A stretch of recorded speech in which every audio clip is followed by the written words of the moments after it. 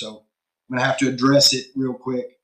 Apparently, last week I said some things about our new WWE, the United States champion Logan Paul that upset some people. So I'm going to set the record straight.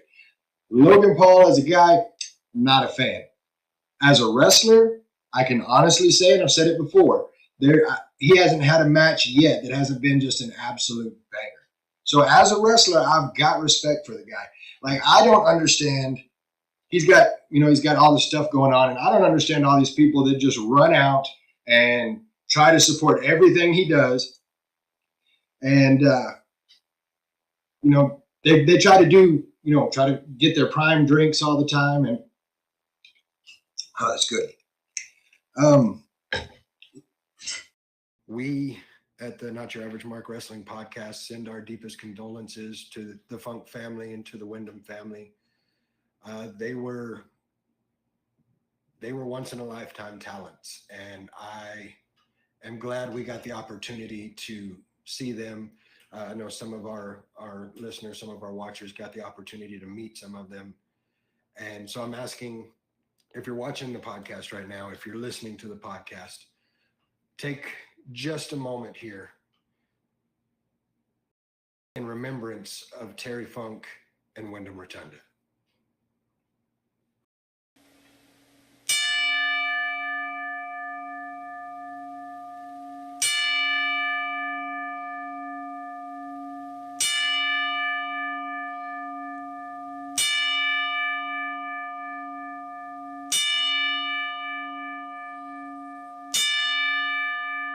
Really? I was going to say, apparently there's some kind of football game going on tonight, huh? Thaddeus and Elise, they owe me and Malia dinner now, so get ready. W right there. So it sounds like it's a pretty solid Raw. We appreciate all you guys. Yeah, thank you guys. Yeah, and it was a great Raw. Like, it was, I kind of took a break from wrestling for a little bit, but I started getting into it again this Thanksgiving, and many freaking matches. You were talking trash about Drew McIntyre the other day. I was easy. Okay, no, I was just saying he's not number one pick contention. That's not true. I mean, but okay, stop this violence. All right, no more Russell on Russell violence, unless I'm doing it. That's funny. All right, so anyways, having the Macho Man Chris Wolf out there was very good for me. There was something that I really wish Little Guapo could have been there for, because it's a throwback, in my opinion, to the Attitude Era days. Because said trash can that was being used to beat upon Logan Knight got placed on Logan Knight. And they were taking turns just beating him up in the trash can, and it was great. That's definitely. And even beat him. Sorry to say, but he's a legend. But to be the best, you must beat the best, And I feel like I can beat him. So Chavo, I'm calling you out. I said, come on. There it is, Chavo Guerrero, right there. You heard it. Emilio Guzman calling you out, and I'm not gonna lie, love Chavo to death, but Team Emilio right here. That's where I have to go. Has to be this man chilling in the ring with two torn freaking quads. And just still yelling at it, you're fired, pretty much. Just getting there, dogging on everybody, not even able to stand. That's right there. Raw. Well, that was Royal Rumble. Still, though, that moment when he slides in and goes to stand up and just sits down against the chat, we have the official tagline for Tornado Slam. So y'all use that information, go get you a ticket. It'll be out on our socials. It's on Squared Circle Pro's socials as well. We will be there. We will be there. We will be there. We will be there. You're going to be in Florida with doing Mickey Mouse stuff. Yeah. Oh. The news we received yesterday of the passing of Terry Funk is one that hits all of us, especially us here in West Texas, really, really hard. Terry Funk was a legend in every sense of the word.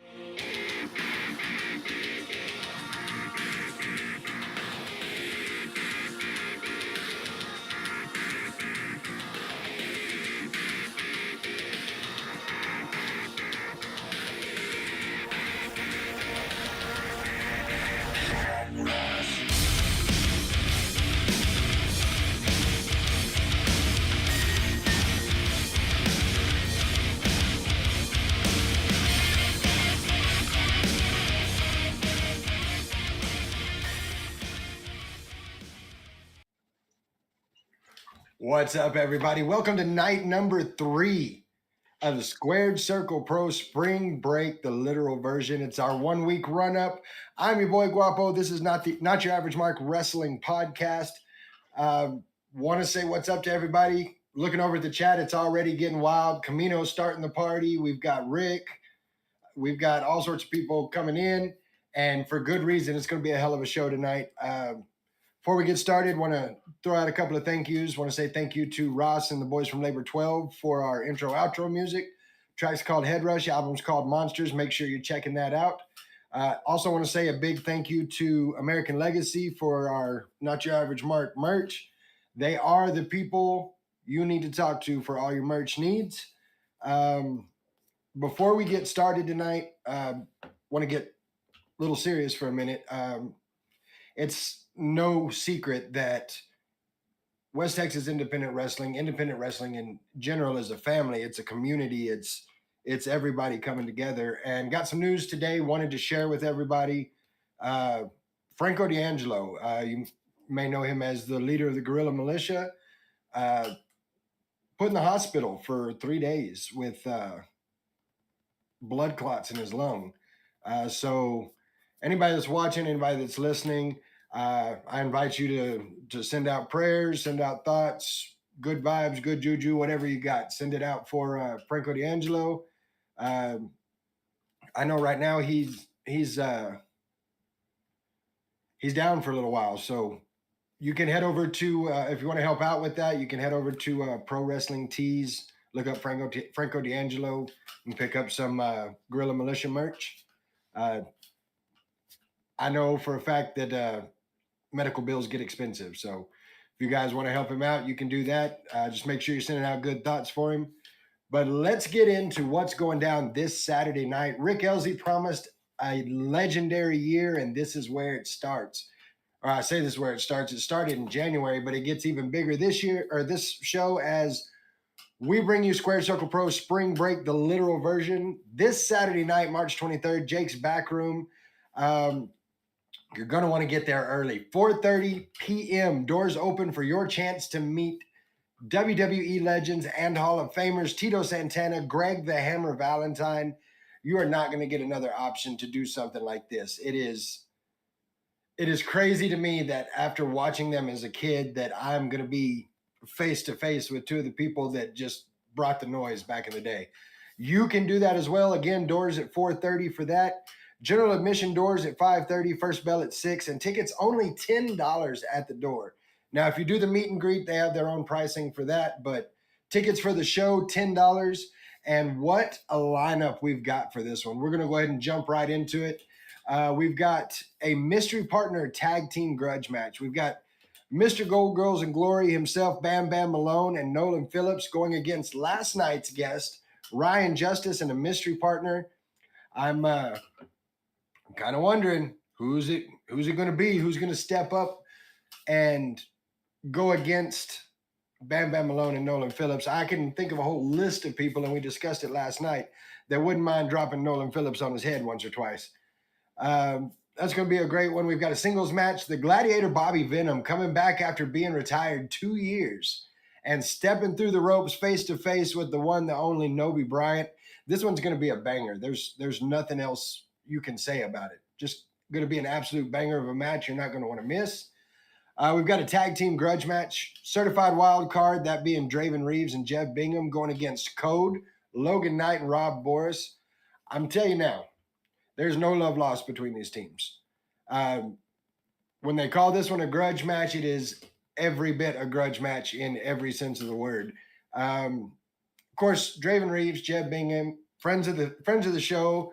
They're our boys. I want to see them pull this off, but Logan Knight and Rob Boris, as many times as they've won through nefarious tactics, they have won. They've got their first round bye in the tag team tournament, and they get out there and they do what they do. So certified wild card, definitely going to have their hands full with Code. Talking about the tag team tournament, we've got some round one matches going on. We've got the Art of Royalty, that being King Kizzy and Donovan Pierce, going against Los Espectaculares, Manolo Dragonfly, Piosito Jr. I've said it a couple of times already, and I'll say it again. I'm excited for this match just because of the different styles that are going to be in this. You know, you've got King Kizzy, Donovan Pierce, big dudes, but very agile. And then, of course, you've got Los Espectaculares, where Manolo, a bit of a powerhouse, Payasito, that high-flying lucha. It's going to be crazy to see where this goes. We've also got TJ Slater and Nate Collins going against Justin Taylor and Marquise Jackson. This one, I just can't call. Like, normally I'm like, oh, well, I think this person's going to win. But I can't call this one because there's so much personal issue between all of these guys. And, you know, TJ Slater, Nate Collins, they've got a chemistry that has worked out really, really well for them in the last few shows. Justin Taylor and Marquise Jackson, they've been partners, they've been opponents, like they know each other well. So it's going to be interesting to see which way this one goes and how the personal issues in this play into it. We've got another singles match, Nathan Estrada versus Emilio Guzman. Your friendly neighborhood Vato, and I'm kind of pulling back on that friendly part because he has got an aggression about him now, and it's just he's laser focused, he's intense, and he's not about it. He gets in the ring, he handles his business, he gets out. But he's going to have his hands full with Nathan Estrada. Nathan, a mat technician. It's going to be a good match. Of course, if you've got Emilio Guzman, you've got JC Bravo there at ringside, so it's going to be interesting to see if that plays a factor. We've also got matches coming straight from the desk of our women's GM, Medusa, and she is just absolutely killing it with the women's division. Listen to this lineup. So we've got a fatal four-way. We've got Aaron Aris, Morgan Mercy, Nikki Chase, our guest from Monday night, and then we've got an opponent to be determined. I tried to get the info out of Rick. Rick ain't giving it up. I'm going to find out who that mystery opponent is the same time everybody else does, the same time the other three ladies in the ring do.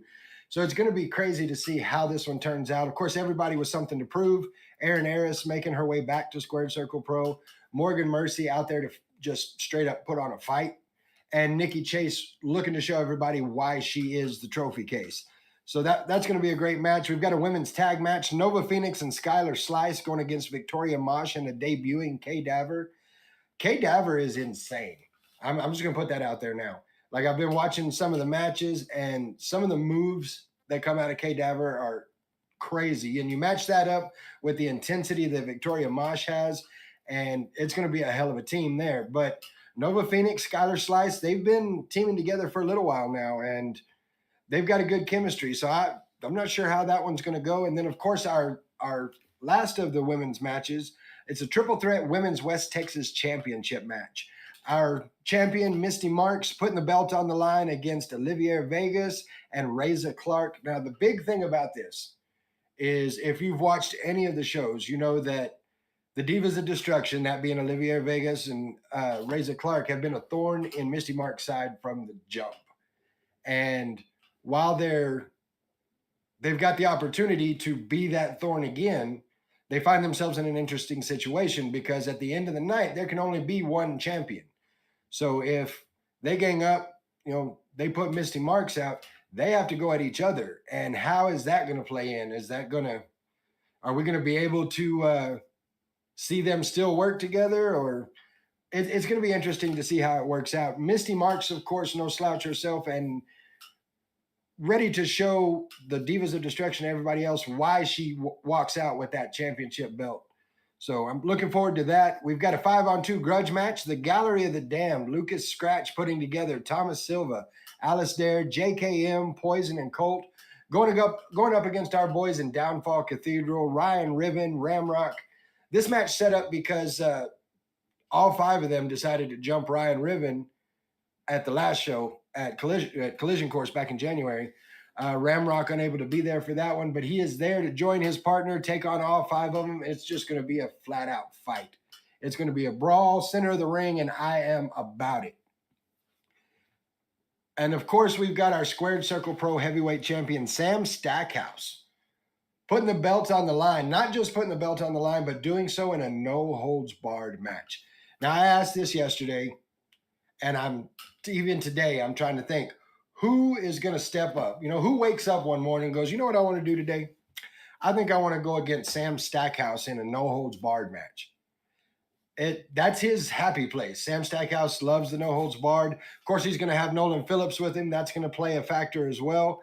This is going to be in the ring. It's going to be on the floor. It may be out in the parking lot. We may go down to Copper Caboose. I don't know what's going to happen in this match. What I do know is somebody's going to walk out of that one with the Squared Circle Pro Heavyweight Championship. So be ready for that one. And then one of the big matches of the night, Boricua Warfare. This one's been boiling up for a long time. You've got La Migra, that being El Gringo, Charlie 50, Diablo Blanco, and your Squared Circle Pro Heck Yeah Radio iPay-per-view champion, Chris Watson. Chris Watson. I got no love for Chris Watson. I'm sorry. It is what it is. They, of course, have Veronica Vega with them, going up against Team Rivera, Brian Rage Rivera, Baby Samoa, Eluvio, and the OTB Lilith Blood. Anytime you put those group, you know, set everybody else aside. If you're going to put Lilith Blood and Gringo in the same ring, you're going to have to do something to protect everybody in the first few rows. And what did they do? They put it in a cage. That's right. This match will be a cage match, and it's going to be absolute insanity. You don't want to miss out on that. And we have one more match. It's a tag team tournament first round match. Pure Genetics, the Product James Derrick and Awesome Austin Jordan versus the Riot, that being Reggie Lincoln. And our guest tonight, he is the 2023 Squared Circle Pro Newcomer of the Year, the ring bully himself, Stonewall Remson. Let's bring him in. Stonewall, what's up, man? Hey, how you doing? Doing good, man. Welcome to the show. Glad to have you here tonight. Thank you. Glad to be here. So, first and foremost, we kind of talked about this a little bit before the show. In doing my homework, trying to make sure I got everything good on this, found out a few things and wanted to take a moment on behalf of myself, on behalf of the podcast, and those that are listening, want to thank you for your service to our country. It's an honor to have you do that, so we definitely appreciate that. Thank you for that. Thank you. So, for those that may not have had the chance to see you wrestle before, break it down for us. How did you get into this crazy business that we all love so much? Being a pro wrestler is something I've always wanted to do since I was 12 years old. And of course, I did sports, Greco-Roman wrestling, regular Roman wrestling. I kind of like Greco more because I did O-line, D-line, so this upper body, just throwing people around was more fun to me. Boxing a little bit because my dad was a boxer, and never thought about doing it. I joined the Marine Corps at 17. I turned 18 in boot camp, and I found a wrestling school in Virginia when I was in North Carolina, stationed there. I went there a few times. Then I got deployed, tried to get back into it, deployed, filled out after filled out. Next thing I know, I spent 10 years in the Marine Corps, and I was injured. I got out. I tried working a regular job. It's me working other things wasn't working for me. I'm an entrepreneur, so I opened my own graphic design business. I started getting a radio, internet radio, and just doing regular radio in local in North Virginia. And I did music on the side, also helped promote shows and things like that. My body started getting better because I used to have a cane, braces. I got up to almost like 400 pounds, and my body started doing better. And I decided, okay, I'm just going to have to suck up the pain and just deal with it, because either I'm going to just let my injuries be the voice of who I am, or try to fight to be something better. Around 2018, I started getting myself in better shape. I got back into lifting heavy, doing strongman, stuff like that, working mobility. A lot of people don't realize powerlifting works on a lot of techniques. So powerlifting techniques kind of help my mobility and help increase a lot of my tendons and hip strength flexors and things that were messed up to allow me to get there. Fast forward later, 2020 happens. I made a decision I want to try wrestling now. And none of the places around me in Virginia at the time would not accept me. And I had a friend of mine that was trying to move to Texas. And I decided, I'm going to go to Texas. Now, COVID did happen when I get here. I moved to Texas, Fort Worth, Texas in 2020. So trying to find places was hard. I found a couple places. I started training, but then my injury started hitting me because of doing all the acrobatic stuff, plus still trying to lift heavy. I had 2 shoulder impingements within my first year of training, so that eliminated almost all type of lifting. couldn't train, get him getting married, moving. I'm about to go through a divorce now, but that's another story. Get him getting married, moving, find a job, and then I kind of just, all right, it wasn't going to happen for me. And this was 2022. I had a friend of mine that I met named Kilgore Nitz that was working at the gym I was working at, and he told me about League Alliance. And he was so passionate about it, it made me get my passion again. So I went to League Alliance. They saw the training. I had a little bit of training behind, worked on some things, and then a couple months later, I had my first debut in League Alliance of February of 2022. Wrestle matches, I knew I needed to get better, knew I had to work on things. I, on a whim, decided to go apply for the Rhodes Wrestling Academy. Did not think I was going to get accepted. I was accepted. Last minute, did not think I was going to make it, made it, and then in August 2022, I went to the Rhodes Wrestling Academy, Camp 6. And after that, it was just on the roll. Everything that I thought I understood was like, I kind of just consider that my real training because everything I do now and how I learn to get better started from there. From psychology, business, how to run my social media, how to work, how to tell a story, Rhodes Wrestling Academy. And then that's just started growing from there and just building my name, figure out who I want to be, building my look, and just competing anywhere somebody takes me. I've now 2 years, going on my third year, I've now competed in 7 different states. Nice. So in that, like, of course, huge shout out to Rhodes Wrestling Academy because, man, yourself and just so many of the other people coming out of there, it's absolutely awesome. They actually just recently crowned new tag champs. Is that right? Or they're about to? Yeah, they're about to. They probably already had the match, or should be. I think it's debuting this Sunday, so they did the match already. So you want to see who it is, and yeah, it's the first tag team belts. Also, it's kind of added into that, the guys that's challenging El Rayo, he was one of my coaches there, and he was a graduate. And then what's his name there? RTJ, he was in my class that we offer Camp 6, and they're going against Dustin's cousins or nephews, one of his other, I think his nephews. I know they're Rose family related. That's awesome, man. I can't imagine it. Like, I've had the opportunity to spend a little bit of time at Lubbock Pro Wrestling 101 and see how they do things. Shout out to them as well. I can't imagine just that feel of, being it's the Rhodes Wrestling Academy. I mean, that's oh no, it was the first day. It was definitely surreal. I can imagine. So talking about the Rhodes families and the different things you see as you're coming up, you said you want to be a wrestler since you're 12. Who are your inspirations? Like, who did you like? Was there anybody that you looked at and said, "This is why I want to wrestle right here"? So that's actually a very complicated answer. So The Rock is the reason I started watching pro wrestling. There was a promo he did on Sunday Night Heat about Billy Gunn, God, piss roll down your leg, thunder strike, doesn't matter, your name is Bob. So that would caught my attention. It was like, okay, I'm 12 years old, just seeing the guy look like Elvis standing on top talking in third person. So that caught my attention. Then I started seeing the athletic part because my family was not a wrestling family. Like I said, I didn't start watching wrestling until I was 12. So all I heard was fake, and almost everybody in my family does fighting or has some type of fighting background. So, and then I was doing real wrestling. That was not what I was thinking. But when I started actually watching it outside of entertainment purposes, I started to see the athleticism and the psychology of things, or how stuff used to matter, about how they used to do things. And I fell in love with it. So people like The Rock and Stone Cold got my interest, but I know he gets a lot of flack. But people like Triple H, Benoit, Angle, Eddie Guerrero, guys like that, Jericho at one point, they're the ones that made me enjoy wrestling, like watching it to see the competition, the sport of it. And then as I got older and now in the business, I have a lot of appreciation for people like JBL. I don't think he gets enough credit for how much of a heel he was, especially when he's had that run. He did great. I never liked people like Goldberg or stuff like that, but being in the business now, I understood what he was and why he was important.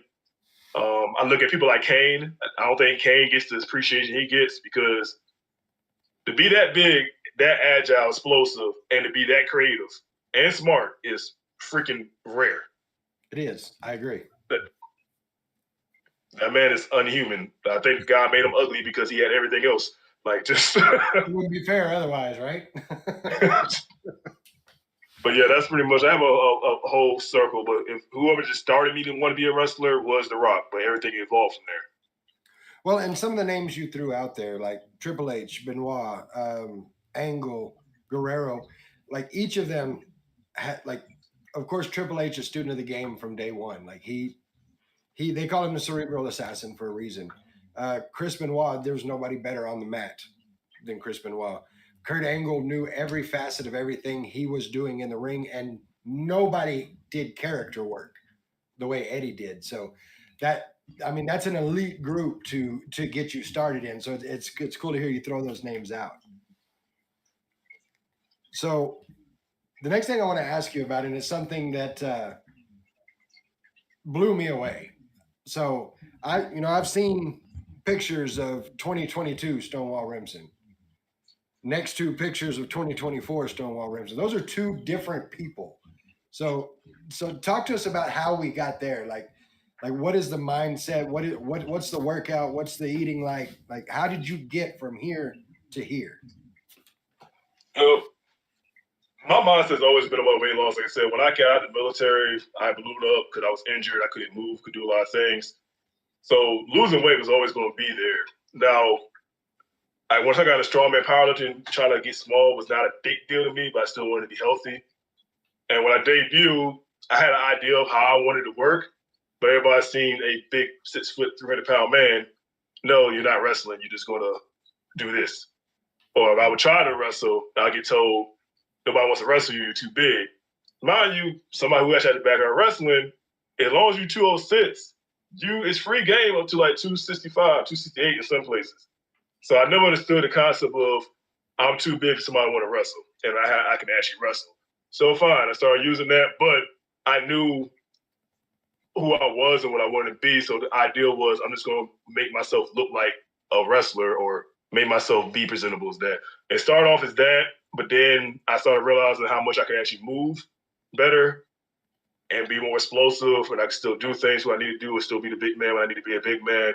And now it's just an addiction. I have a goal what I want to be. Which if I had a picture of it, I would show you how I used to look in the military. I actually look like a young Shelton Benjamin. I'm not even trying to brag about that. I kind of want to get close to that look again, but still have a little size to me, which also frees up more game because now I can do more things. My story, I'm not one-dimensional. I can slam you and then out-wrestle you the same thing. And the guys I listed, all of them do that. It's not just they're good at just one thing. So all of it was evolution of making myself better, seeing where I want to be in this business, and making sure I present myself an opportunity to get further in this business. It's a very aesthetic-looking business, and I wish guys in this business will understand that. You can be the best wrestler in the world, but if you don't look pleasing or you don't look like a quote-unquote athlete, nobody's going to believe it. People are paying money to see superheroes fight supervillains to make it point blank.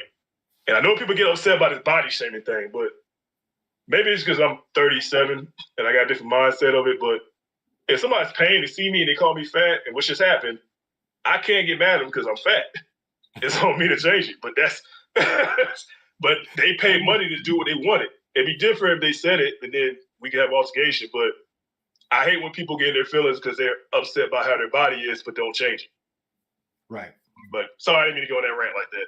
No, you're all good, man. And the change has been just day and night, and all the flowers to you for it, man. That's awesome. That the drive it takes to make that kind of change. I don't know a lot of people that have that kind of drive, so kudos to you for it. So you had said you've wrestled in 7 different states now. I've said it before, West Texas, we do things a little different around here. Or as my sons like to say, we built different. So what is it like, coming from Virginia or any of the other 7 states and wrestling in Lubbock, Texas? Oh, West Texas fits me perfectly. I have not had an issue with anybody complaining about hard hits. Y'all love it. So, the West Texas thing, they want believability, they want competition, but then you think about it, you got the funks that come from there. West Texas whole strong style answer, like you guys, the West Texas is about that hard hitting, tough nosed wrestler. And if you come there not with that, they're not going to want to get behind you. I'm not even supposed to be liked, but I get cheered there because of the fact I coming to bring a point, and that's West Texas. So I love it. You got West Texas is definitely in my top places I love going. And I told Rick that anytime y'all want me, I'm there. And I'm glad to hear that, because you're absolutely right in the fact that you get out there, you're the ring bully, and people see it. You get in there, you smash people up, and that's it. It's over.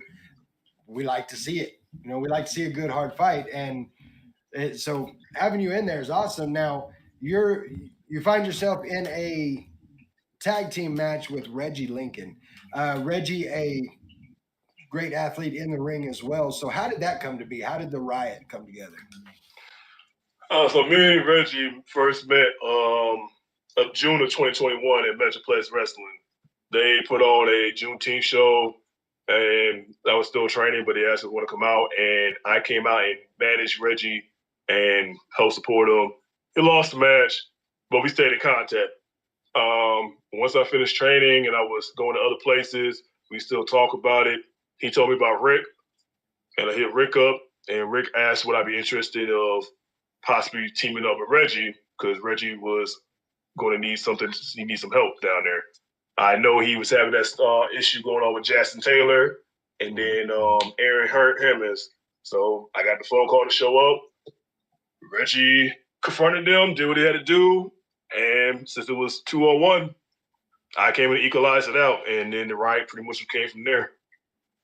Yeah, I don't know if I'd call that equalizing. I'd put the favor on y'all's side, because damn, I remember you coming out. Like, I remember the match you're talking about. I remember you coming out and thinking, damn, that's a big dude. Aaron Harmson is, he's a big dude on his own, but it was good to see you come out. It was something else. So teaming with Reggie, like, is that just a squared circle thing, or do you guys team outside of squared circle? As of right now, just square circle. If something comes up for us to team up elsewhere, we can. I'm a prize fighter in the day. I just like competing. So I go wherever I can to find somewhere else. And teaming up is not my number one thing. I have no problem doing it with people I'm cool with. But to prove who I am, to prove that I am one of the best wrestlers in this place, I'd rather do it by myself. I get that. But no disrespect to Reggie, I love him, and anywhere else we got a team. If somebody ever said they want to riot, I'm 100% for it. But while I'm at Square Circle Pro, that's that there. But everywhere else, I try to just find my own competition.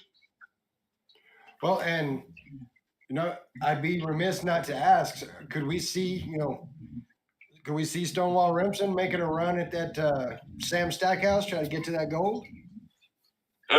I'll go wherever they want to pay me. You already see me go toe-to-toe with Sam Stackhouse. I'm not really worried about how big he is. And I didn't get him up, but I guarantee you, even smaller right now, if I really wanted to, it was for that belt, I will slam that man. I'd be there to see it, too. That'd be something. Yeah. So this Saturday, you've got a match against a debuting Pure Genetics. Now, I haven't had the opportunity to see him live yet, but I've been watching a little bit of film on him. I assume that you have as well. What are your thoughts? Like, how do you get mentally prepared for a team like Pure Genetics? I've seen what they can do. I'm honestly not really concerned or worried about it. What's the old saying? All scissors, no steak, flash in the pan type thing. I see a lot of flashy stuff of them trying to pretend like they are tough. But if you really look at them, they call themselves Pure Genetics. But genetically speaking, what are they pure of? Because they look like crap. They try to come down and make a debut, and that's cool. And I respect that. But this is determined for gold. That means the best wants to be there. All I'm looking at this is like a warm-up game. Okay, I see you. Just watching some of their matches, it's going to be a hell of a warm-up game. These guys know each other really well. They're at a point where they kind of finish each other's moves. I mean, there's some really, really good chemistry there. How do you prepare for that, for the chemistry of another tag team, Especially chemistry's good, and I see they like the teamwork and they are smart when it comes to that. It's real simple. Keep them separated. I'm not really. I seen their teamwork. I see that. I mean, everybody puts highlights of what they can do well. It's not that hard to do anything like that. But there's a reason why my highlight tape's really short of just certain things, and they have a whole plethora of different moves they're doing. Because I'm more effective. Reggie's going to do what he needs to do. He's got some more experience than all of us in that ring. And I'm going to lay him out when it needs to be laid out. I'm not going to say it's going to be easy because anybody who competes knows anybody in there can take somebody out. It's never easy. But everybody has a plan so they get hit in the mouth. Mike Tyson said that, and it's true. Anybody, and this is something I talk crap. Yes, I like to highlight the fight. I like to, be competitive. But when I say this, I have the best lariat in the professional wrestling business right now, at least in the independent scene. All needs one to change the game. They can have all the top they want. It may not even put them down, but I guarantee you, hit anyone with that lariat, all their chemistry, all their flash, all their great teamwork is going to be done. I'll hit one, and the other one can finish the pain later, so they like finish each other off. Damn it. All right. And I will say, I don't see many that do the lariat better. I, of course, got the Mac franchise shirt there. He called himself the Lord of the Lariat, but I wouldn't mind seeing that. Get the two of you in the ring, have a lariat challenge. Yeah, that'd be kind of fun. Cool. That's my boy, but he already know what it is. If he wants, he can try it. You heard that, Mac. He's out there in the world now. We got to make it happen. All right. So before the show, I let you in on a question that I like to ask everybody that comes on the show. It's a 3-part question. The first part being, in the short term, who would you like to see yourself against? Calvin Tankman. Okay. And why him in particular? Calvin Tankman, to me, is very talented and skilled at somebody his size. The way he moves is not just – you got big guys that can do flips and move, but you can tell it's just they're just going. It's a different type of precision of footwork that I can see Calvin like this. He does it flawlessly. It's fluid. Like, I can't tell if he was doing it always and he got big, or he could always big and he could always do it. But either way, it's just a natural thing for him. Somebody that big, somebody who can hit as hard as he can and likes to go and fly or show his athleticism against somebody like me who's big, who likes to keep you grounded and wants to control the ring. I believe style will make fights, and just both of our dynamics, I feel like it would be a good fight. I agree. That would be a good one.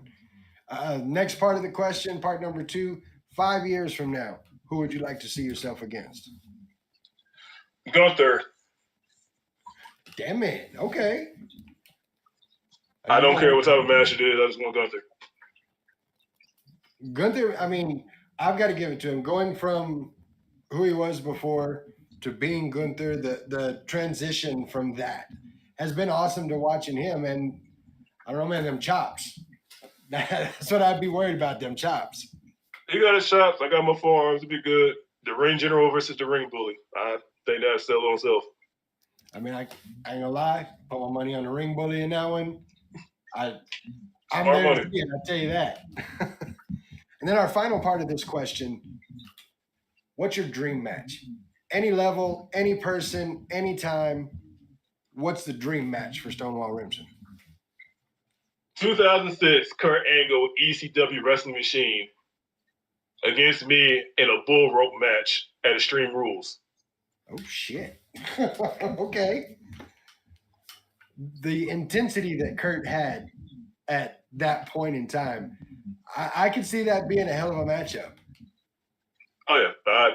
I will definitely be feeling all that for the next couple days, and I will love it. I got to ask, though, why the bull rope? Like what? I really love bull rope matches. So I know I had a late start to the game from watching wrestling, how most people start as kids, to even being in the business. I didn't start training until I was 35.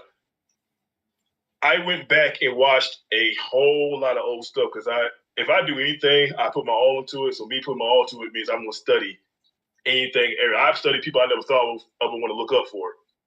And the one match I love, especially during the Mid-South areas and Texas areas, was the bull rope match because it's so much of a stories that can be told with that.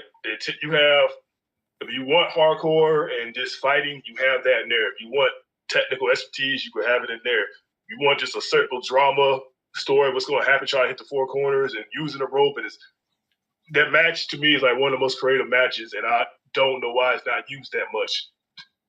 No, It's a good rivalry match, but and maybe I should still be saying that because nowadays people start doing something that they overuse it. But I feel like at least a couple should have been used more than it has. Like, I was great seeing Cody bring it back on TV like that, but it's been a long time. If I remember correctly, and Rick will correct me if I'm wrong, I'm pretty sure Dusty created the bull rope match. Yes, he did. So, I mean, I agree with you. It's cool seeing Cody bring that back. And I don't know, man. I've always been a fan of the bull rope match just because it's like, you see the strap matches. For me, during the Attitude Era, they overused the strap match. I mean, granted, it was cool. You had the strap. You could hit people with it, wrap it around their head, whatever. But this was a whole different thing. There was just something about the rope and the bell. And I mean, there was something about it. It had its own, the rope had its own personality, in my opinion. Yep. And so I agree with you on that. That's cool. And damn, you and Kurt Angle with the bull rope. That's scary thoughts, man. That would be good. That would, honestly, I never thought it'd be as far as I am right now. I always just do things. If I want to do something, I will put my all into it. But the fact that I'm doing well and I feel like I can go further, something like that, or anybody on Kurt Angle's level, let's see, who's actually out there right now that I could probably be great with. Chad Gable's amazing too. Think about that. Chad Gable is, I mean, he's today's Kurt Angle, in my opinion. And I'm sure he hears that all the time, but he is. If they use him correctly, he could be today's Kurt Angle. All right, so yeah, I would happily retire if I could do a bull rope match with Gunther at some type of pay-per-view. That would be a good retirement match. I'm about it. Oh, man, I would love to see that. I'm trying to picture Gunther with the bull rope. All right, so the last couple of days with our guests, Nikki Chase, Ryan Justice, I've been asking the same question. I want to ask it to you as well. Having been in the business, having seen what your body goes through in matches, what are your thoughts on like you see some of these moves like Darby Allin going through the glass, or the things Jeff Hardy used to do in the Attitude Era, 65-year-old Sting doing ladder bumps. Like, where are you at on that? Like, I feel like everything has its place. I am a component of doing things that make sense. And some things is not for me. So I never want to fully criticize a style. Now, if it's stupid, it's just stupid. And that's just what it is. Because if you're going to risk your life, there's other things you risk your life that could be better. But then again, I can't say much because I grew up watching Mick Foley. Now, sometimes what happens is stuff get lost in translation of everybody loves Shawn Michaels because he was like the first real high fly athleticism, or Jeff Hardy, maybe stuff like that. And then Mick Foley, same thing. Mick Foley gave birth to deathmatch legends and things. But I think the whole step of the psychology behind everything, people lose. Because if you ask the average person when he watches a match, they're just thinking about all the moves. And they're not really thinking the stuff that led to it, why when Shawn hit that elbow drop, why was that elbow drop so important? Because you just literally see him toss around, and he mustered and found his way, climbed, and did the elbow drop. All the subtleties is what made the elbow drop, just not because he did it. So you want to break down, shoot about my theory about it. I have no issue with people what they do. If it makes sense, it's cool. I also do know if you ask somebody who was watching wrestling in the 60s if they like what they saw in the 90s, he would say, hell no. Times are different, so I would never acknowledge that. Kids like what they like now. We already got enough people with short attention spans, which also confuses me because matches are longer, but with a lot of stuff. I would figure matches would be even shorter now with all the flair, but I don't like it, but I know people do. I feel like parts can be necessary. A lot of good matches I had was with people who like doing spots, and I slowed it down and did my psychology for it, and I feel like it worked out.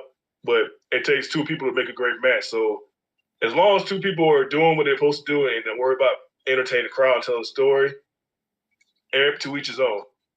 I think it's time and place, and I know it's a different generation. I just wish people would be smart about how they did things. No, and I get that, and I respect that. I'm not much of a spots guy. Don't get me wrong. There's certain matches like you watch Will Ospreay and Ricochet. That was a spot match. That's just it was awesome. But to me, that's more of a sideshow kind of match. I'd rather see middle of the ring, go at it kind of fighting. So I'm a lot of these. I'm sorry, but I was going. A lot of these guys love Japanese wrestling and love Kings Road and New Japan. So, and this even got broken down to me because one thing I do is I love talking to like people who's been in the business for a long time and travel. People don't understand what the whole Kings Road and New Japan of the fighting spirit actually meant. So if you only tape traders, and I know you know about the tape trading thing, or now YouTube like that, you're just seeing matches these guys doing moves and moves and moves, and that's amazing, but you're not understanding why. Like for the fighting spirits of Kings Road, if let's say me you had a match, I hit you with my lariat, over, right? 2, 3. We go again, you know my lariat's coming, so you're gonna see it, you're gonna look for it, boom. You miss it, if I hit it, maybe the next time, the third time, and it doesn't work. So now I gotta do something else, so you peek with something else. Basically, everything builds up to boom, oh, you ducked that, oh, boom, boom, boom, boom. That's when you start building spots that make sense. But what happens is kids see the 5th time these guys meet and never understood the story. So all they saw was a move fest, not realizing why the crowd's going crazy because they've been following the story all the way up. So right. Like I said, I think the issue is this stuff gets lost in translation, and psychology, depending on where you're at, is not really taught like that. I've been to places where the schools just automatically start teaching you moves and don't even teach you what the purpose of the lockup is or why you do a drop down with a drop, not explaining anything. And I think that's the issue why we have what we have. And then when WWE did buy all the companies, people just try to find anything. You have a bunch of little guys. Nobody wants to see them just scrap, so they're going to start doing high spots after high spots. I feel like high spots have its place because you look at Shawn Michaels and Kurt Angle. Pretty sure they called something in the ring, but a lot of that was a lot of high spots. But because of what the match was, because of the time and place, it's WrestleMania, and you got Shawn Michaels, Kurt Angle. Yes, I want to see high spots. Right. It was my first time seeing Kurt Angle get some random person, then I don't need to see it. No, I get that. I respect it. And that is the thing. We're coming up on WrestleMania, so we're going to see some of the bigger spots. We're going to see some of the things we wouldn't see on Raw or SmackDown because it is the grandest stage of them all. But like I said, matches like that with Ricochet and Will Ospreay, that's kind of a one-off to the side. That both of them absolute crazy in the ring, and I love it. It's not my thing. No, we're on the same page. I do look forward to this Saturday night, though. I do look forward to seeing you and Reggie, I guess, welcoming in Pure Genetics and showing them how we do things in West Texas. Because I believe they're from Dallas. All right. San Antonio. Okay. Yeah. I'm looking over here at the chat, and Rick saying that Stonewall gets it as far as, the spots and everything. Some would say it's about the moment. Others would say it's about being the human highlight reel. That's true. I mean, and there is a time, there is a place for the human highlight reel. It's just, for me, wrestling is about moments. It's about, Shawn Michaels, Ric Flair, they had a great match, but the thing you remember about that match was Shawn looking at Rick before he kicked him and saying, I'm sorry, I love you. That's what sticks out. That's the moment. And for me, wrestling is about moments. I love the fight, but it's about those moments as well. Agree 100%. So in this match on Saturday, we got our boys coming from San Antonio. We've got you and Reggie. Is there anything in particular we should look for in this? Have we been working on any new moves, or is it just going there and straight bully? I always work on new stuff. I only bring it out if I have to. See, that's the thing. I don't want to show everybody what I can do because then, like we just said, why would it mean something? Yeah, I get you. Camino in the chat saying the moments equal WWE human highlight reels equals AEW. Yeah, I mean, you're not wrong. Well, we're coming up to the last part of our podcast, and what I like to do in this part of the podcast is I like to turn the floor over to my guest to talk to anybody that's in the chat, anybody that's watching, anybody that's listening, the wrestling world in general. Anything you want to say to them, the floor is yours. Just want to say thank you for having me on your show. First, to you and everybody else, thank you for watching.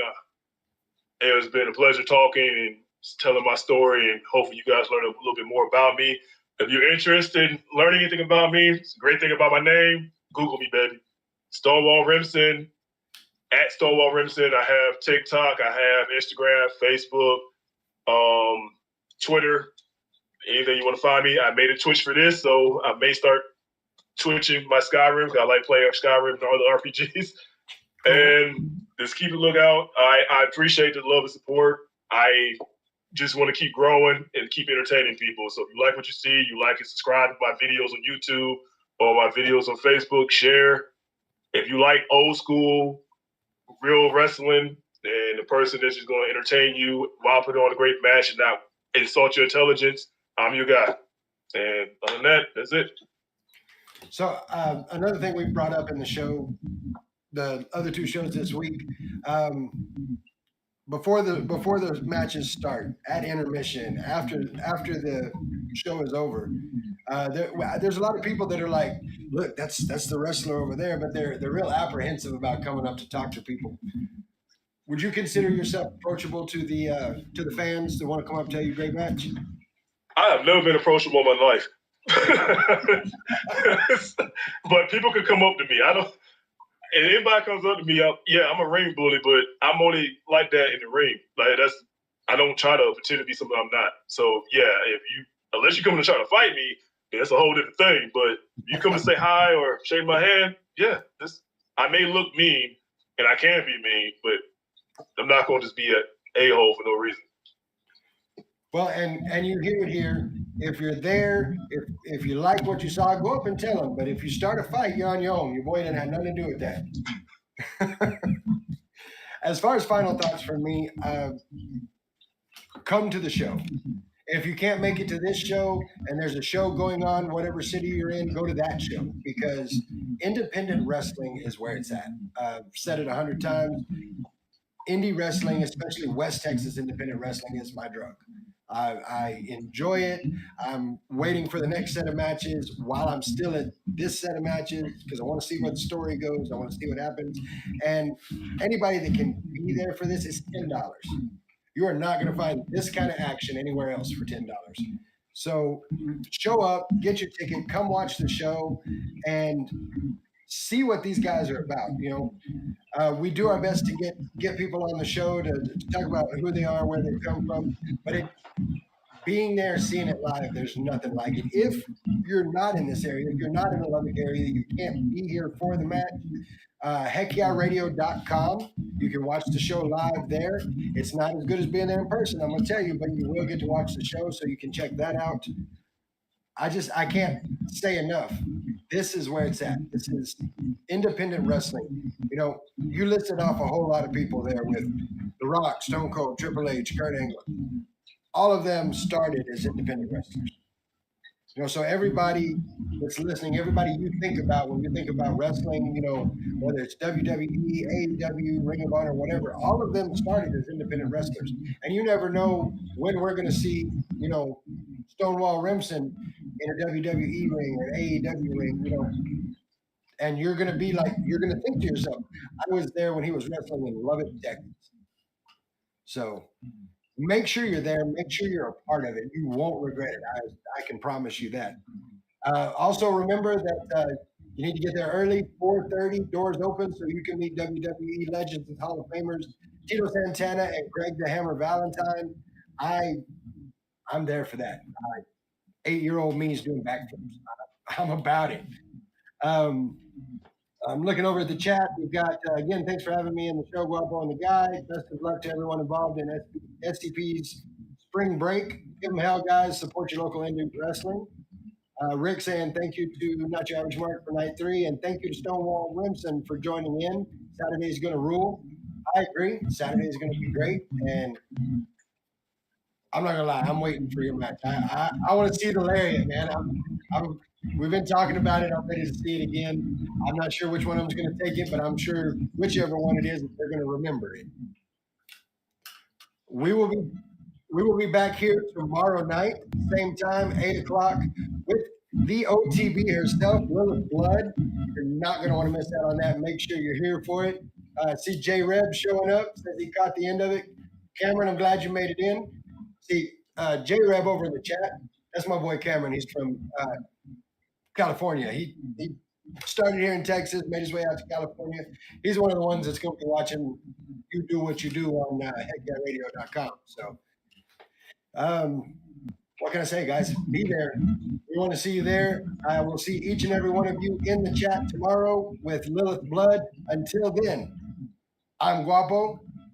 That is the ring bully, Stonewall Remson, and we are not your average mark. I'll catch y'all tomorrow. Yeah.